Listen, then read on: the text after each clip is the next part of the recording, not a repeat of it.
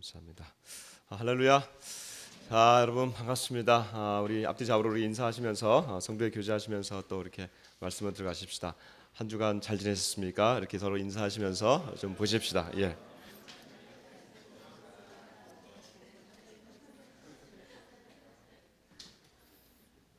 얼굴들이 보니까 약간 이렇게 좀 내려가 있어요. 그래서 다시 한번 이렇게 옆을 보시면서 이렇게 인사하시겠습니다. 악수하시면서 당신을 보니 너무 좋은 것 같아요. 이렇게 한번 인사합시다.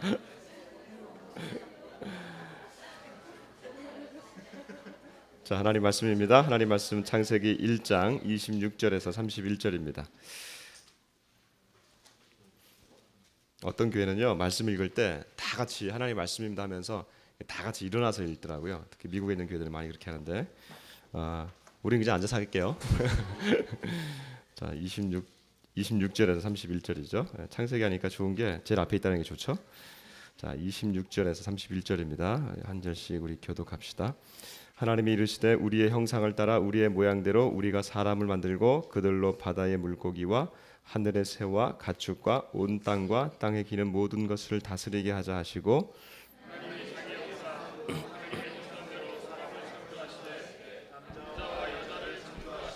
하나님이 그들에게 복을 주시며 하나님이 그들에게 이르시되 생육하고 번성하여 땅에 충만하라 땅을 정복하라 바다의 물고기와 하늘의 새와 땅에 움직이는 모든 생물을 다스리라 하시니라. 하나님이 이르시되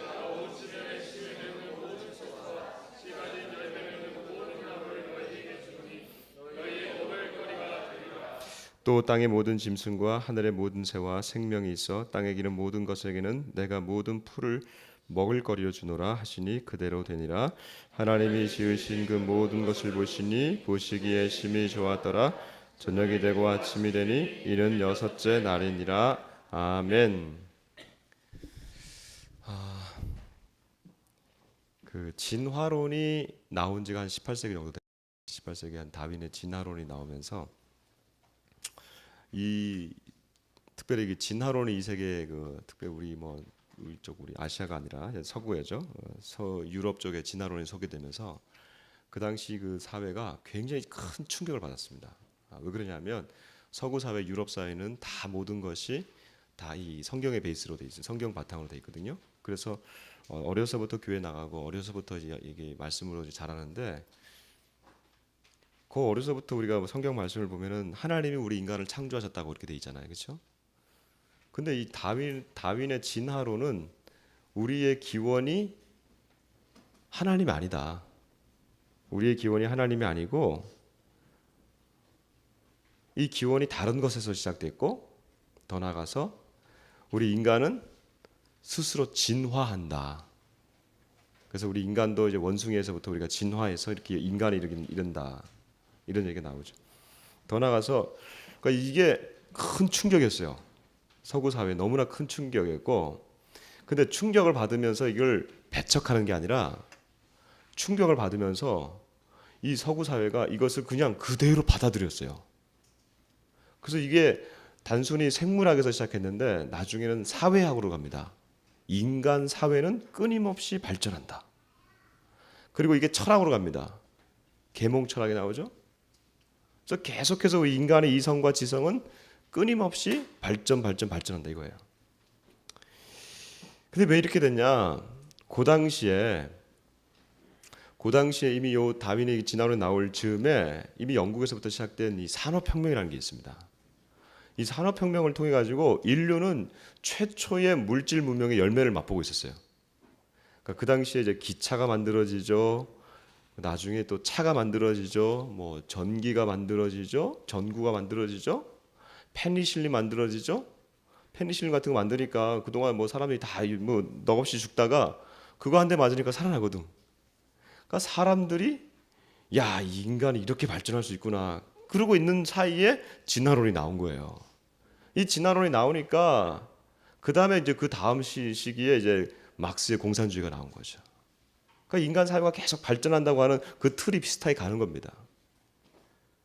그러니까 그 사람들이 아이고야 성경에서 드디어 우리가 해방됐다 하면서 좋아하면서 이 진화론을 확 받아들인 거예요. 인간 이성이 계속 발전할 줄 알았는데 여러분 그런데 그렇게 발전하던 서구 사회에, 특별히 유럽에 누가 나타난 줄 아십니까? 누가 나타났어요? 예수님 이러면 안 되죠. 그래서 누가 나타났어요? 히틀러가 나타났어요. 히틀러가 1930년도에 독일의 히틀러가 나타나가지고 그렇게 인간 이성이 발전하던 유럽 사회를 그냥 한순간에 전쟁에 휘말려 몰아가 버렸어요. 2차 세계대전이 그때 일어난 겁니다. 야, 그 인간이 인간과 서로 상호 발전하면서 발전하는 그 최대의 가능성을 봤던 이 서구 사회가 여기서 아주 큰 참패를 맛봤어요. 이때 죽은 사람이 몇 명이냐면요, 거의 4,600여 이릅니다. 4,600만. 그러니까 유대인들을 여기 포함했는지 안 포함했는지 모르겠지만 유대인이 딱 600만이 죽었잖아요, 여기서. 그러니까 거의 한 5천만이 넘는 거예요, 이게. 5천만이면 지금 한반도의 그 남한 인구가 죽은 거예요, 이때 전쟁으로. 그러고 나니까 인간 사회에 대한, 인간 이성에 대한 회의가 이제 들기 시작하는 거예요. 과연 우리 인간들이 그렇게 할 수 있을까? 특히 오늘날은 더하죠. 유엔도 만들었습니다. 그 이후에 만들어가지고 서로 견제합니다만 지금 제일 우리가 조마조마한 게 뭐냐면 3차 대전이 일어날까봐 조마조마한 거예요. 왜요? 3차 대전이 일어나면 그냥 5천만이 죽는 게 아니라 1억이 죽는 게 아니라 60억 인구가 다 죽습니다. 왜? 이 나라 핵 가지고 있고 저 나라 핵 가지고 있고 저쪽에서 핵 하는데 이쪽에서 핵 안 하겠어요. 그러니까 다 죽는 거예요.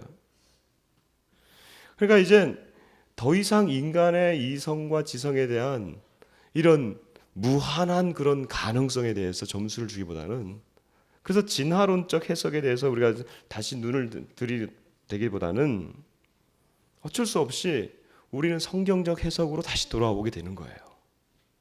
오늘 말씀을 보니까 창세기 우리가 1장을 보고 있지만 하나님께서 천지를 만드신 장면이에요.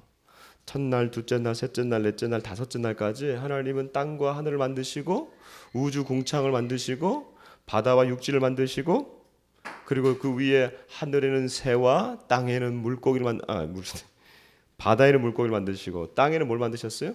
짐승들을 만드신 것이 바로 6일째까지. 근데 6일째 마지막 날 또 하는 게 있습니다. 이게 바로 오늘 이 본문을 읽은 인간을 만드시는 장면입니다.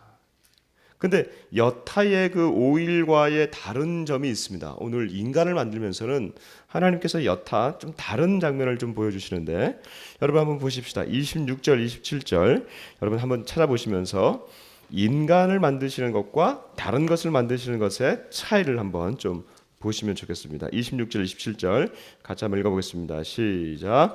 하나님이 이르시되 우리의 형상을 따라 우리의 모양대로 우리가 사람을 만들고 그들로 바다의 물고기와 하늘의 새와 가축과 온 땅과 땅에 기는 것을 다스리게 하자 하시고, 하나님이 자기 형상 곧 하나님의 형상대로 사람을 창조하시되 남자와 여자를 창조하시고. 아멘. 자, 여기 보세요. 좀 다른 점이 뭐가 있습니까? 여기 짐승을 만드는 것과 새와 물고기를 만들 때와 다른 점이 뭐가 있어요? 하나님의 형상대로, 그렇죠? 그 다음에 우리의 모양대로. 그 다음에 또 하나 27절 보시면요, 잘 보시면 하나님이 자기 형상 곧 하나님의 형상대로 사람을 창조하시되 돼 있죠. 그 다음에 남자와 여자를 창조하시고. 창조란 말을 2번 씁니다. 근데 원문에는 이게 3번 나와요. 하나님이 절대로 다른 것에 대해서 창조하셨단 말을 이렇게 쓰지 않아요. 바라라고 했잖아요. 바라. 이것은 무에서 유가 되는 거라는데. 그러니까 하나님의 특별한 창조인데 이걸 3번이나 이렇게 쓰고 계신다는 거예요. 그러니까 이만큼 하나님이 인간에 대해서 아주 특별하게 만드시고 하나님의 그 특별한 것을 우리 가운데 주셨어요. 자, 그러면요, 제가 여기서 근본적인 질문을 여러분들에게 좀 드리겠습니다. 왜 하나님이 사람을 만드셨을까? 자, 질문입니다. 왜 하나님이 사람을 만드셨을까? 그러니까 왜 이런 생각이 드냐면, 하나님이 하늘과 바다와 다 만들었잖아요, 그렇죠? 그리고 또 새와 물고기 다 만들었잖아요. 그리고 짐승까지 다 만들었어요. 그러니까 그냥 그렇게 살면 되는데 왜 거기다가 해필 사람을 만들어 놨을까 이거예요. 여러 가지 생각이 있어요. 우리가 사니까 그냥 그렇게 하는 건데, 이 질문은요, 오늘날로 우리가 얘기하면 왜 사람을 만드셨을까 과거가 아니라 오늘날 저와 여러분에게도 왜 하나님이 나를 만드시나, 그리고 오늘날에도 수많은 사람들이 태어나고 있어요. 왜 하나님이 사람을 만드시나, 그 질문 안 할 수가 없어요. 그냥 생긴 대로 살아요. 그러면서 그냥 살면은 이런 질문 없이 살 수 있는데, 오늘 성경 읽다 보니까 왜 하나님이 사람을 그렇게 만드셨을까? 안 만드셔도 육지는 돌아갈 것이고, 그렇죠? 굳이 뭐 하지 않아도 그냥 자기들끼리 잘 살 텐데, 그냥 우리가 드는 생각, 아무 생각 없이 이 생각을 던질 때 질문이 하나 있습니다. 이 질문 가운데 드는 생각이, 그냥 하나님이 그냥 만드셨어요. 인간을 그냥 만드셨어요. 이거 답이 됩니까? 이건 답이 안 될 것 같죠, 그렇죠? 아무리 봐도 왜 하나님 만드신다는데 아무 생각 없이 그냥 하나님 만드셨다, 이래버리면 하나님도 생각이 없는 분이고 우리도 생각 없이 태어나는 그런 우연의 존재라는 거죠. 그러니까 얼마나 우리도 참 슬픈 존재입니까? 근데 답이 하나 있어요. 사실 여기 답이 있습니다. 그게 어디냐면 26절 한번 보세요. 하나님이 왜 만드셨는지에 대한 답이 있습니다. 26절 찾으셨어요? 혹시? 뭐라고 되어 있습니까?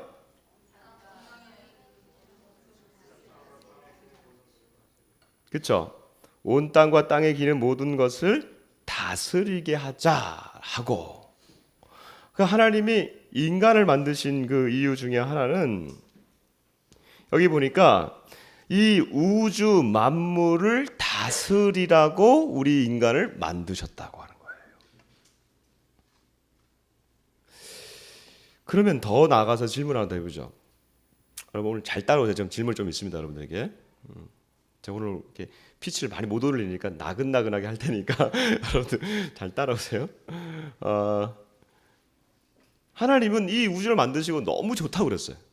야, 보시기에 너무 좋으시다 그러셨는데, 아니 근데 이렇게 좋은 우주를 만들어 놓으시고 왜 직접 하나님이 이 우주를 다스리면 되는데 그것도 인간을 만들어 가지고 위임을 하셨냐 이거예요. 다스리라고 위임을 하셨냐 이거예요.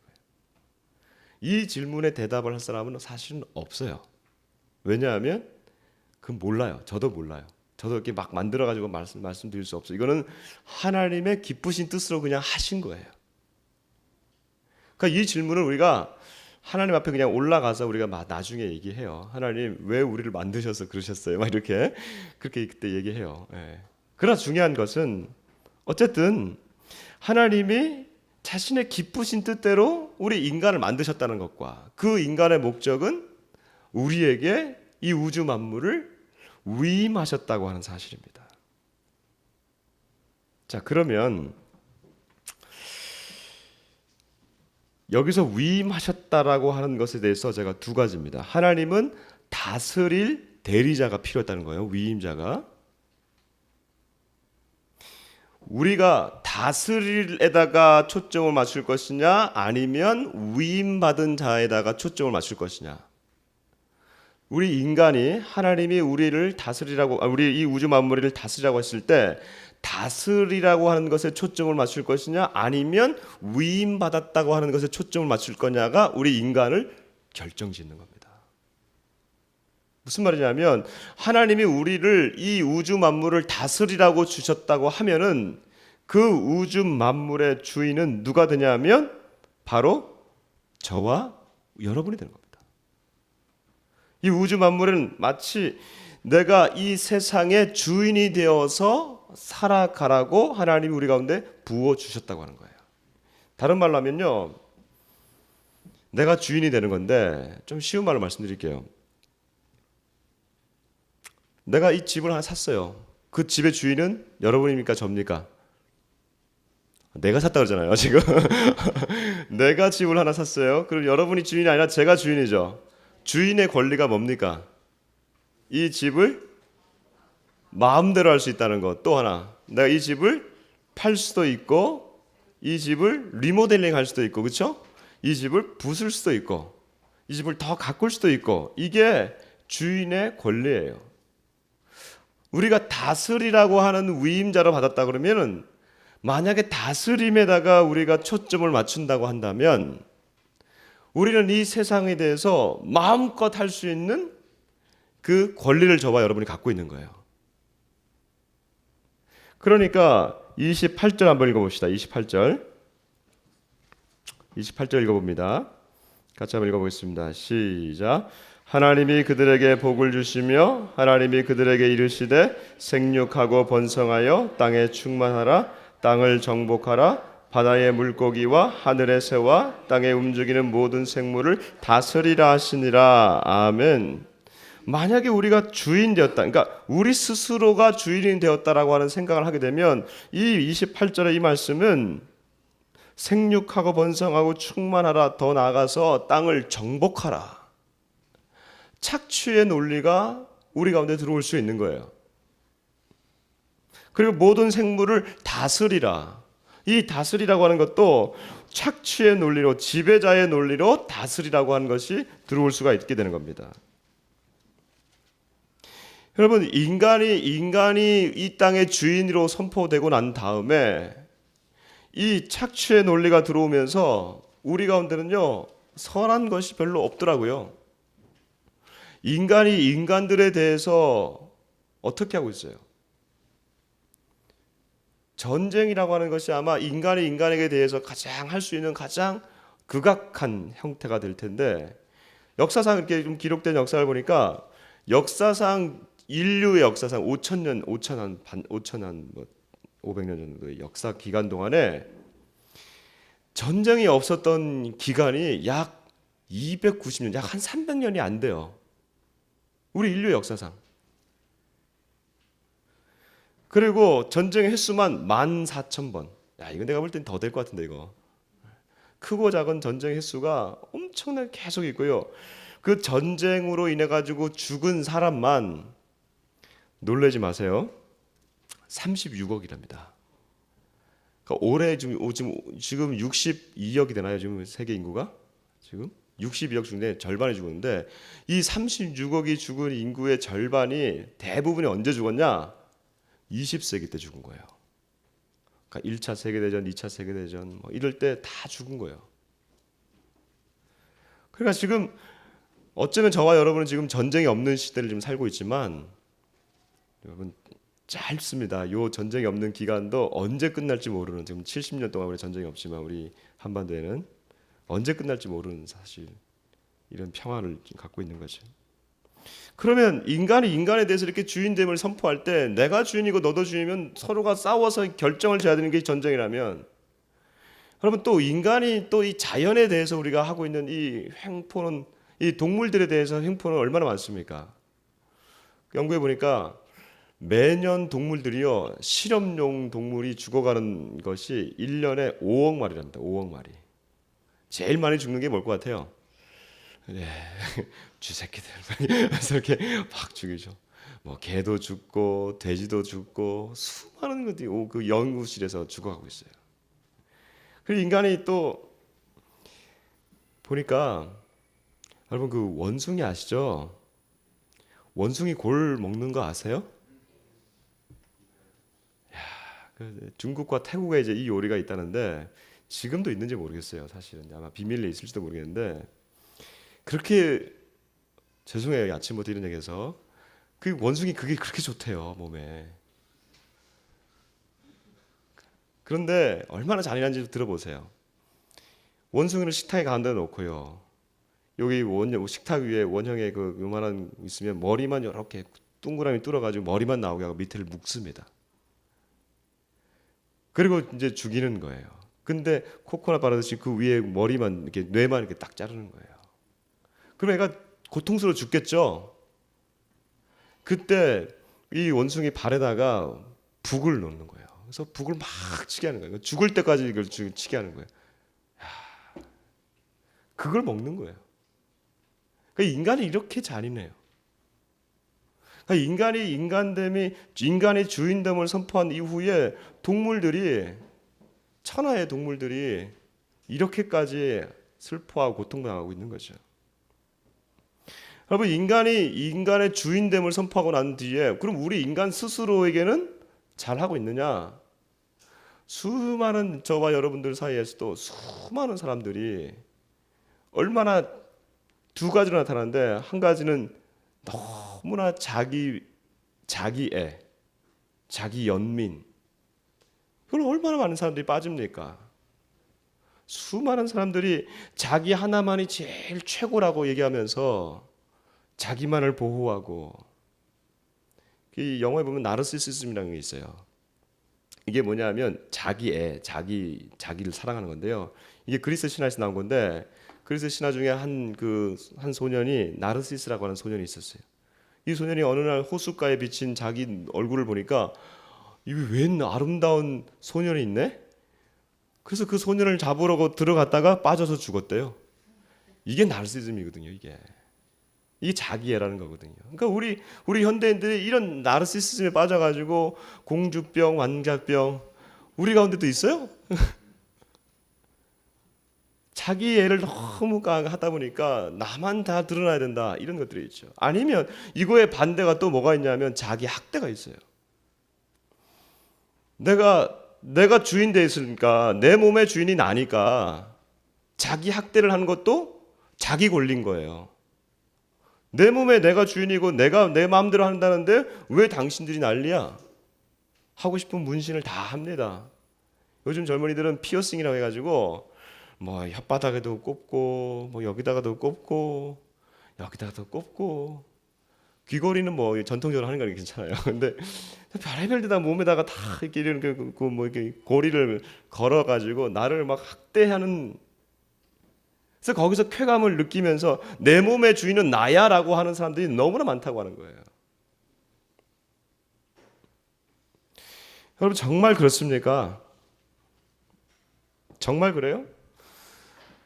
하나님이 우리에게 다스리라고 위임을 하셨다고 한다면, 이 다스림에다가만 우리가 주는 것이 아니라 이것을 건강하게 해석하려면 하나님은 우리에게 위임하셨다. 즉 우리는 위임받은 통치자라고 하는 사실을 기억해야 됩니다. 왜 하나님이 이렇게 여기다가 자신의 형상을 주셨을까? 다시 한번 26절 같이 한번 읽어봅시다. 26절 보십시다. 읽어봅니다. 시작. 하나님이 이르시되 그들로 바다의 물고기와 하늘의 새와 가축과 온 땅과 땅에 기는 모든 것을 다스리게 하자 하시고. 아멘. 사람들은 잘못하면 뒤에 있는 것 모든 것을 다스리게 하자라고 말씀하시는 이것 때문에 주인 되었구나라고 생각할 수 있지만, 하나님은 분명히 그 앞에 무엇으로 우리를 만드셨다고 그랬어요. 그게 무엇이라고 했어요? 하나님의 형상과 모양. 하나님의 형상과 모양을 우리에게 주시고 그것을 다스리라고 하신 거란 말이에요. 즉, 이 하나님의 형상이 제가 뭐라고 그랬습니까? 하나님의 형상은 하나님처럼 우리를 만드셨다라고 하는 게 아니에요. 그러니까 우리 얼굴처럼 하나님도 그렇게 생겼을 것이다. 아니면 우리가 뭐 팔다리가 있으니까 하나님도 팔다리가 있을 것이다. 이렇게 생각하면 하나님의 형상을 오해하는 겁니다. 하나님은 영이시니, 그러니까 하나님은 영이세요. 그럼에도 불구하고 성경에 보면은 하나님의 약간 이 신체적 표현을 얘기합니다. 하나님께서 보좌에 앉으셔서 이렇게 하는 거 보면 하나님도 약간 그런 어떤 신체적 특성을 가지신 것 같은데 보지 못해서 우리가 함부로 말할 수는 없습니다. 하나님은 영이시다는 것. 근데 이 형상이라고 하는 것은 하나님의 아주 신적인 속성과 성품을 우리 가운데 주셨다고 하는 거예요. 그것을 불어넣어 주셨다. 2장 7절 한번 읽어봅시다. 2장 7절 같이 한번 읽어봅니다. 시작. 여호와 하나님이 땅의 흙으로 사람을 지으시고 그 생기를 그 코에 불어넣으시니 사람이 생명이 되니라. 아멘. 하나님의 형상을 만드시고 그 생기를 부어주셨다. 하나님의 그 뭔가를 부어주셔서 우리가 살아나게 하셨다라고 하는 것을 봤을 때 하나님의 형상이 우리 가운데 있는 겁니다. 즉 그러니까 우리가 이 땅을 다스리는 존재가 될 때 단 조건이 하나 있어요. 그게 뭐냐 하면 하나님의 형상이 우리 안에 머물러 있을 때에만 다스릴 수 있다는 거예요. 하나님의 형상을 잃어버리면 나 스스로가 주인이 됩니다. 내가 주인 되고 내가 마음껏 합니다. 인간들에 대해서, 그다음에 자연에 대해서, 그리고 나에 대해서 마음껏 해내는 그런 어떻게 보면 폭군이 돼요. 근데 하나님 우리를 이 땅에 다스리라는 사람으로 부어주시면서 뭔가 하나를 우리 가운데 주셨어요. 그게 뭐냐 하면 하나님의 형상이라고 하는 거예요. 그 하나님의 형상은 무슨 동물들에게 주신 게 아니에요. 개에게 주신 게 아니에요. 염소에게 주시지 않으셨어요. 오직 하나님은 저와 여러분, 우리 인간에게만 하나님의 형상을 부어주셨어요. 그래서 인간은 하나님의 형상을 갖고 있는 아주 아름다운 사람들입니다. 여기에 인권이 나오는 거예요. 천부적 인권이라고 하는 것은 하나님이 우리를 당신의 형상으로 만드셨기 때문에 그런 거예요. 아무리 옆 사람이 어떻게 보여도 그 사람은 하나님의 형상을 갖고 있는 사람입니다. 옆 사람 한번 보세요. 이렇게 한번 인사 한번 해주세요. 당신은 하나님의 형상을 가진 아름다운 사람입니다.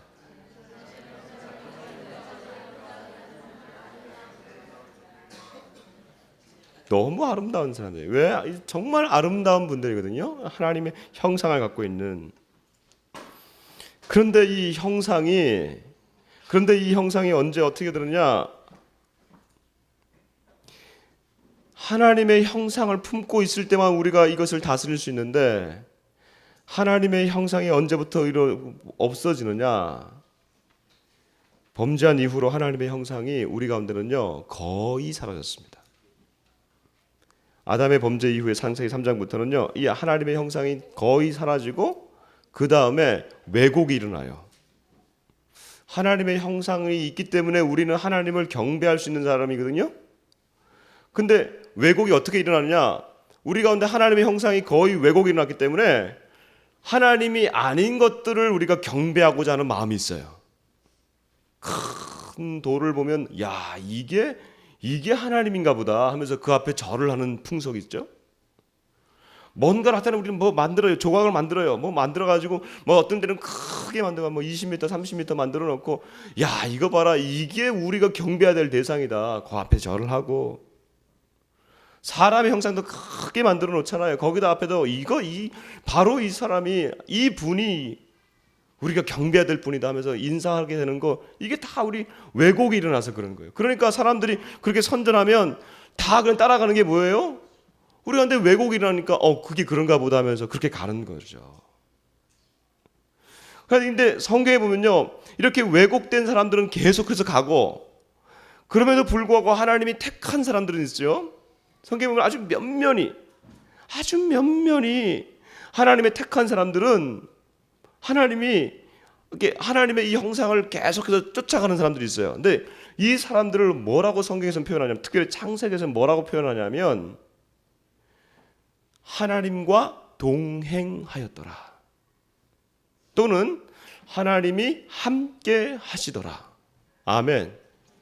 이게 무슨 말이냐면요 에녹도 보시면요 나중에 이제 6장에 가서 보시면 6장 전에 에녹이라는 사람이 나오는데 에녹이 하나님과 동행하다가 그가 죽음을 보지 않고 하나님 곁으로 갔다 이렇게 해요.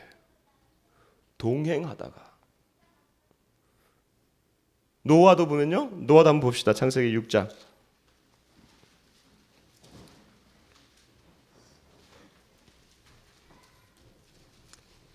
6장 전에 우리 에녹도 한번 읽어보죠. 5장 24절 같이 한번 읽어봅니다. 시작. 에녹이 하나님과 동행하더니 하나님이 그를 데려가심으로 세상에 있지 아니하였더라. 아멘.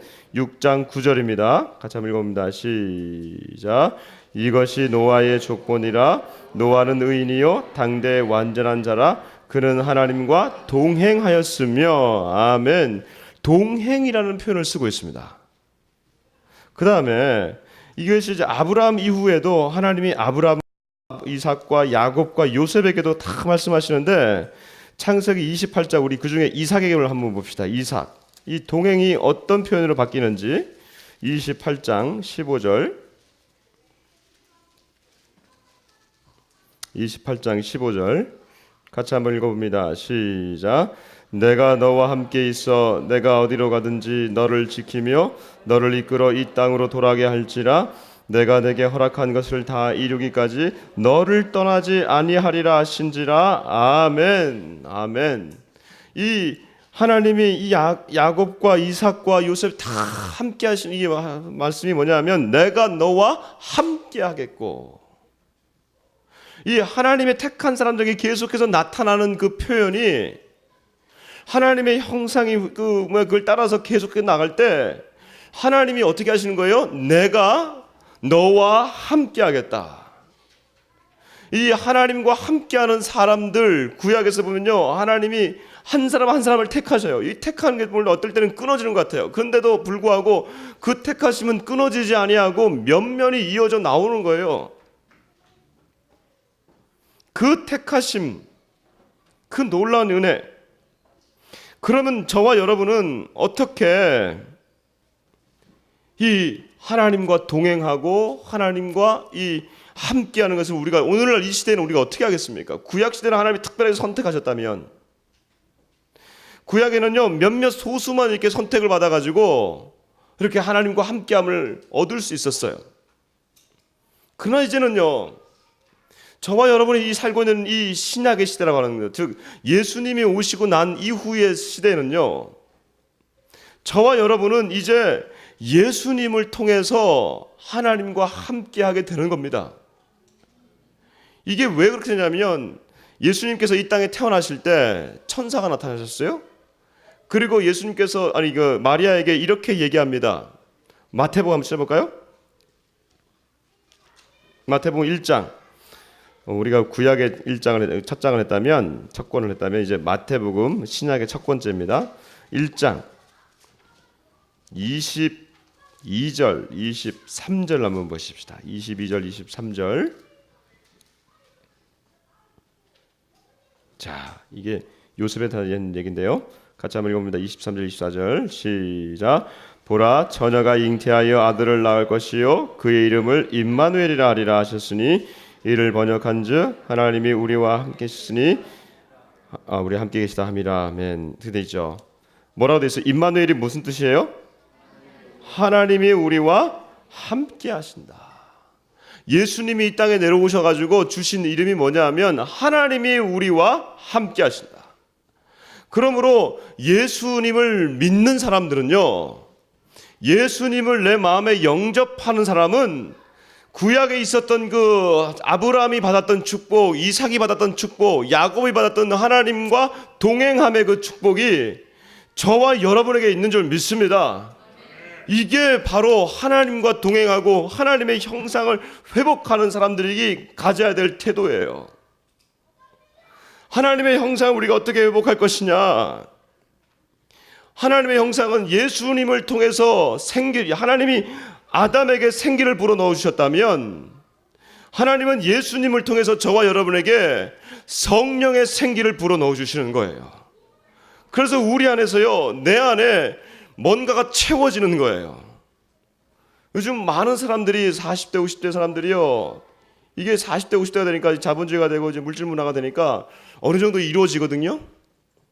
가정도 어느 정도 이루어지고, 그 다음에 직장에서 어느 정도 성공하고, 그러니까 이제 어느 정도 물질 문화가 되니까 다들 하는 게 뭔지 아십니까? 내 안에 내면에 열심히 살아왔는데 그 열심히 살아온 것에 이제 충족은 돼요. 자녀도 대학을 갑니다. 아니면 자녀도 어느 정도 성공합니다. 그리고 직장에서 안정이 됩니다. 그러니까 그 안에 뭐가 일어나냐면요, 공허가 일어나요. 공허.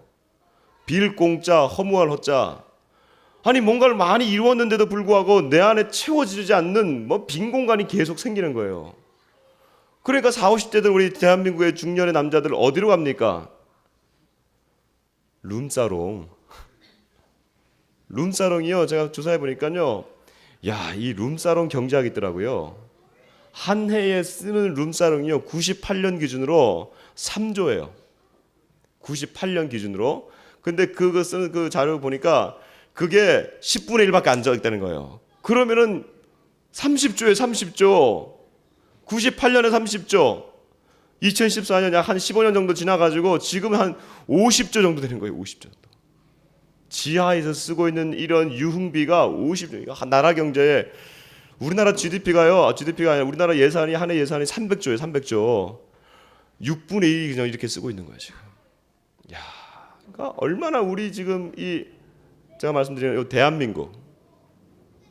대한민국의 이 남한의 이 사람들의 마음이 얼마나 공허합니까? 공허로 계속 채워지고 있는 이 시대를 우리가 살아가고 있는데 이 공허를 채우실 분 예수님밖에 없습니다. 마태복음 우리 마지막으로 읽어보십시다. 마태복음 28장 20절.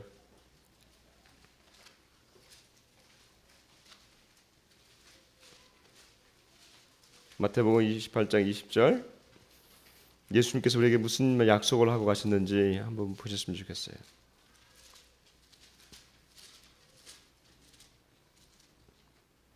같이 한번 읽어봅시다. 시작. 내가 너희에게 분부한 모든 것을 가르쳐 지키게 하라. 볼지어다 내가 세상 끝날까지 너희와 항상 함께 있으리라 하시니라. 아멘. 다시 한번 읽어봅시다. 시작. 내가 너희에게 분부한 모든 것을 가르쳐 지키게 하라. 볼지어다 내가 세상 끝날까지 너희와 항상 함께 있으리라 하시니라. 아멘. 볼지어다 내가 세상 끝날까지 너희와 함께 있을 것이라.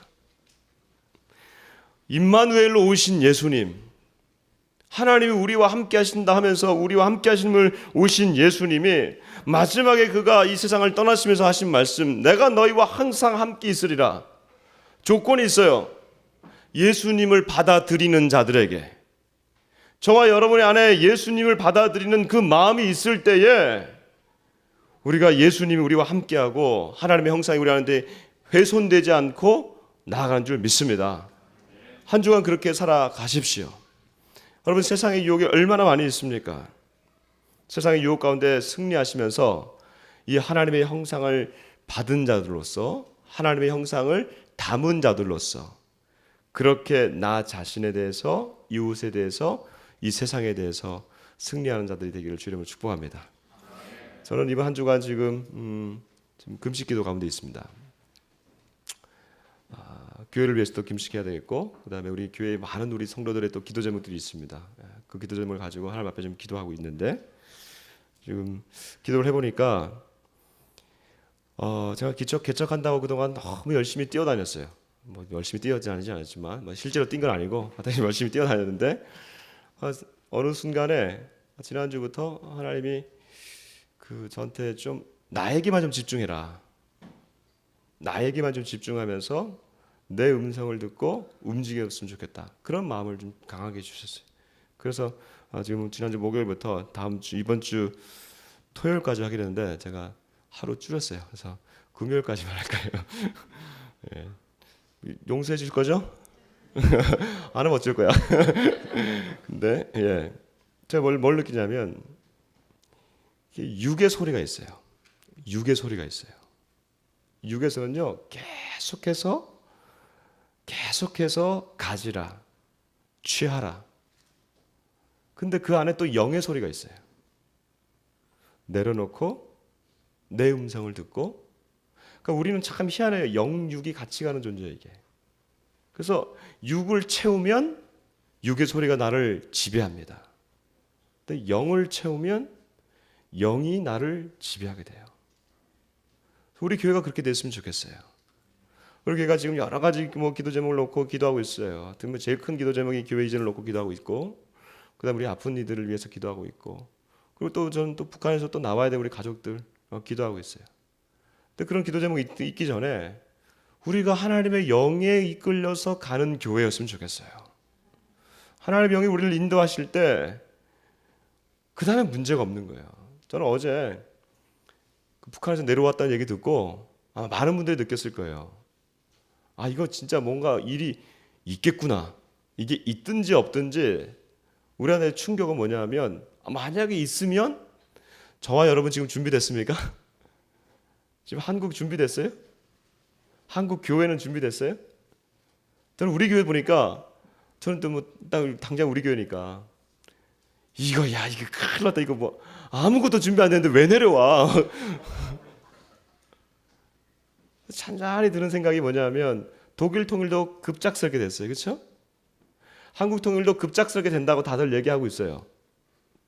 근데 실제로 그 표면을 한번 딱 보여주니까 안 됩니다 그러고 있는 거예요. 나는 야, 이게 무슨 모순이에요 이게 지금?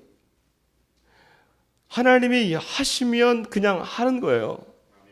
결론은 뭐냐면, 하나님의 영에 우리가 그것에 대해서 우리가 계속 반응할 수 있는 자들이 되어 있느냐, 내 안에 정말 하나님의 형상으로 나와 우리 교회가 단단하게 이게 준비되어 있느냐, 무슨 하드웨어가 준비되어 가지고 건물이 준비되어 있어 가지고 무슨 우리가 뭐 물질이 준비되어 있어 가지고 우리가 무슨 하겠다, 이게 아니라 하나님의 방법으로 하시고 그 다음에 우리가 우리 교회를 하나님이 사용하시겠다고 하면 그러면 된 거 아니에요?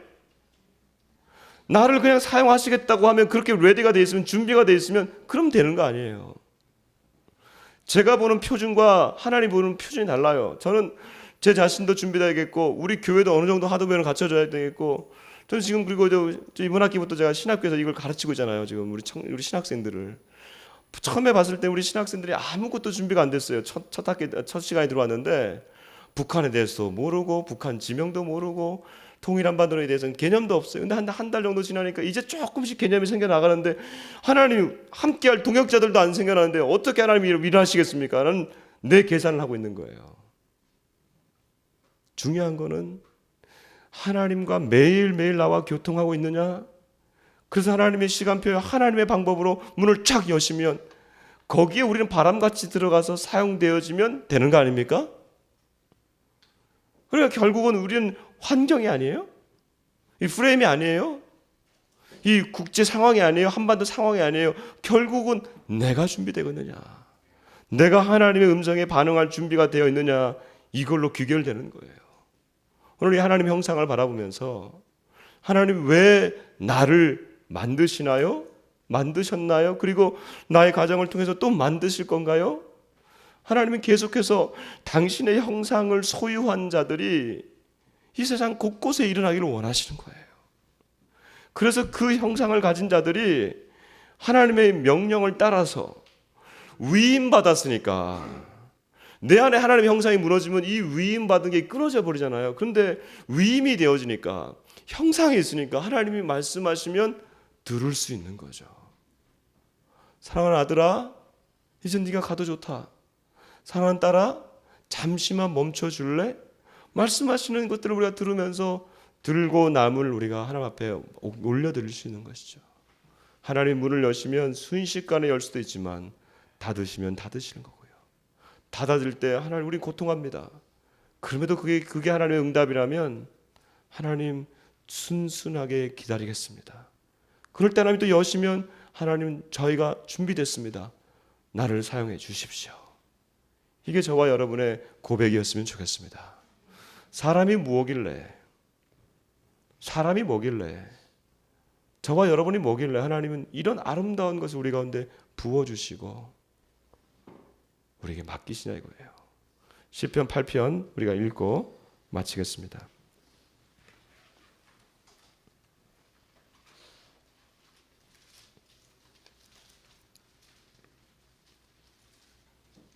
우리 한 목소리로 이건 쭉 같이 한번 읽어봅시다. 시편 8편은 오늘 이 말씀에 어떤 결론을 낼 수 있는 말씀입니다. 같이 한번 읽어봅니다. 시작. 여호와 우리 주여, 주의 이름이 온 땅에 어찌 그리 아름다운지요. 주의 영광이 하늘을 덮었나이다. 주의 대적으로 말미암아 어린아이들과 젖먹이들의 입으로 권능을 세우시며 이는 원수들과 보복자들을 잠잠하게 하려 하심이니이다. 주의 손가락으로 만드신 주의 하늘과 주께서 베풀어 두신 달과 별들을 내가 보니, 사람이 무엇이기에 주께서 그를 생각하시며 인자가 무엇이기에 주께서 그를 돌보시나이까. 그를 하나님보다 조금 못하게 하시고 영화와 존귀와 관을 씌우셨나이다. 주의 손으로 만드신 것을 다스리게 하시고 만물을 그의 발 아래 두셨으니 곧 모든 소와 양과 들짐승이며 공중의 새와 바다의 물고기와 바닷길에 다니는 것이니이다. 여호와여 우리 주여, 주의 이름이 온 땅에 어찌 그리 아름다운지요. 아멘. 4절에 보니까 우리가 무엇이간데, 우리가 무엇이기에, 사람이 무엇이기에 당신이 우리를 생각하십니까? 그러면서 우리를 다스리게 하십니까? 6절에. 그런데 이 시는요 1절과 9절이 핵심입니다. 왜 그러냐면 우리는 위임받은 대리자일 뿐이래요. 1절 같이 한번 읽어보고 마치겠습니다. 시작. 여호와 우리 주여, 주의 이름이 온 땅에 어찌 그리 아름다운지요. 주의 영광이 하늘을 덮었나이다. 아멘. 위임받은 대리자, 하나님의 영광을 찬양하는 대리자가 될 때에 저와 여러분이 이번 한 주도 본분을 알고 위치를 알고 그렇게 살 수 있는 것입니다. 성령님의 동행하심으로 한 주간 승리하시기를 주 이름으로 축복합니다. 여러분 옆에 있는 분들에게 이렇게 인사하십시다. 한 주간 성령으로 승리하십시오. 내 안에 성령님께서 형상을 주셨습니다. 형상을 계속 회복하게 하세요. 다 같이 나셔서 우리 하나님 그 찬송 부르시면서 아까 우리 불렀던 그 찬송이 있죠. 나를 지으신 주님 내 안에 계셔, 내 안에 계셔. 처음부터 내 삶은 그의 손에 있었어.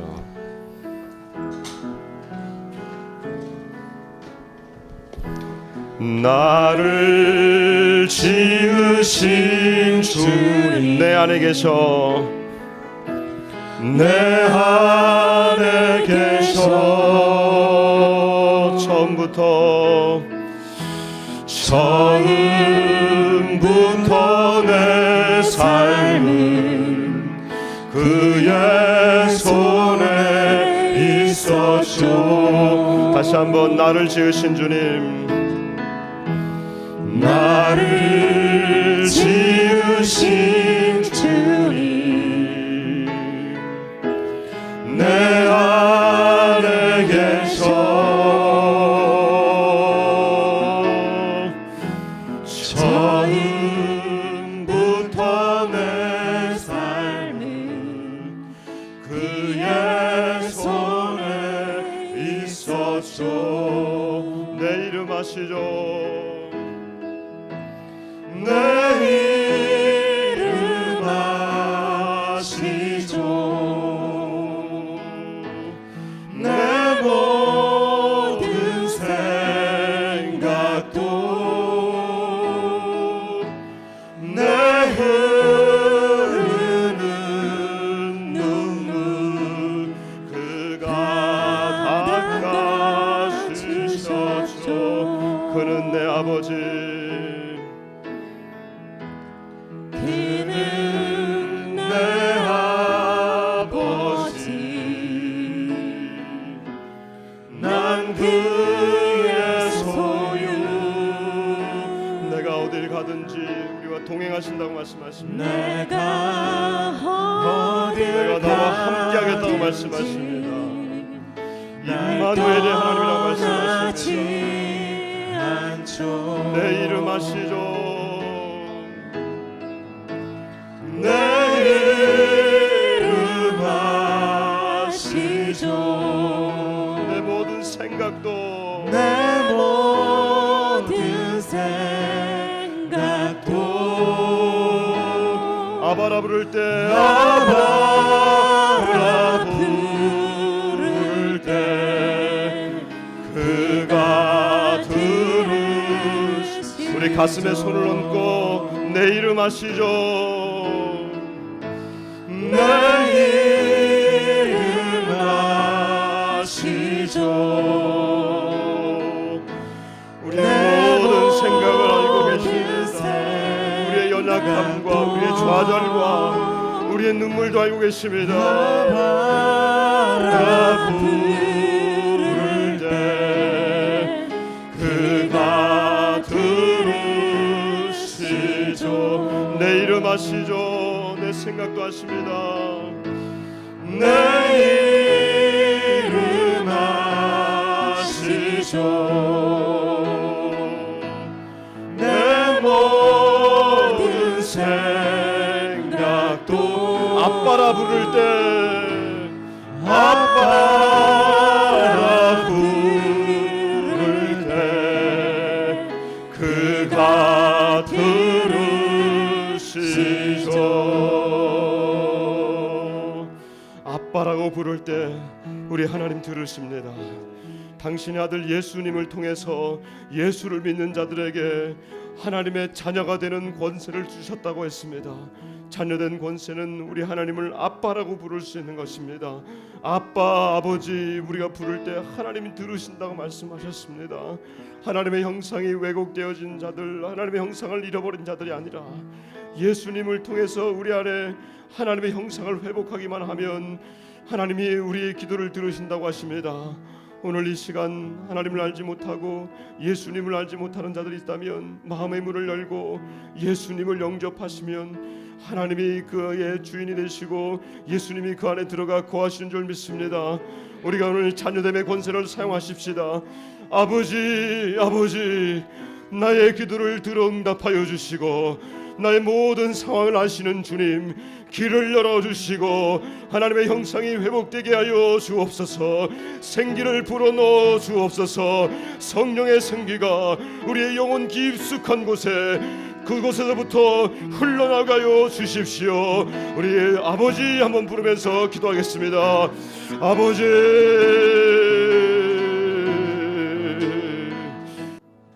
아멘, 아멘,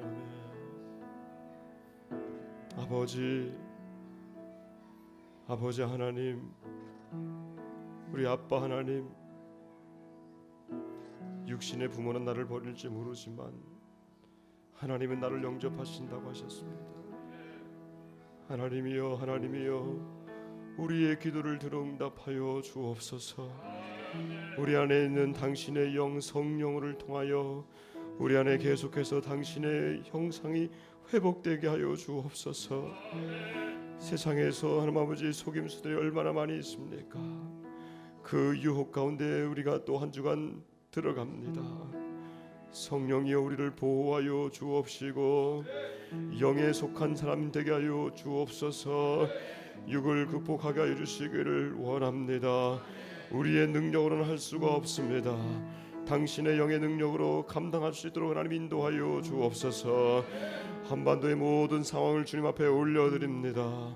주여, 당신의 거룩한 손 주권의 손에 있사오니 주님 마음껏 행하실 때 우리가 아멘 주여 그리하옵소서 고백하며 따라가는 우리가 되게 하여 주옵소서. 우리는 연약합니다. 우리는 준비되지 않았습니다. 우리 교회도 그렇습니다. 그러나 주님, 우리가 하나님 아버지, 우리가 그런 구조와 건물이 아니라 하나님의 사람들로 준비될 때 하나님이 모든 것을 도와실 줄 믿습니다. 먼저 그의 나라와 그의 의를 구하라. 그래야면 이 모든 것을 너에게 주도하리라고 하신 주님, 이 말씀 부여잡고 갈 수 있도록 인도하여 주옵소서. 할렐루야. 감사하며 예수님 이름으로 기도드립니다. 아멘, 아멘, 아멘.